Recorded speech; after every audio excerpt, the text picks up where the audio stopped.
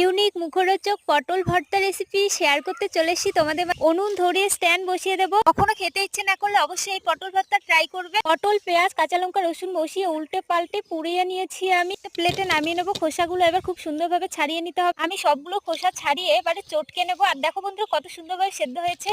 নুন, তেল, কাঁচা লঙ্কা, পেঁয়াজ পোড়া চটকে ভালোভাবে মিশিয়ে নিলেই তৈরি পটল ভর্তা। গরম ভাতের সঙ্গে খেতে ভীষণ ভালো লাগে বন্ধুরা। তোমাদের কেমন লাগলো অবশ্যই কমেন্ট করে জানাবে। আর ভালো লাগলে লাইক করে পাশে থাকবে। খেতে দারুণ হয়েছিল বন্ধুরা।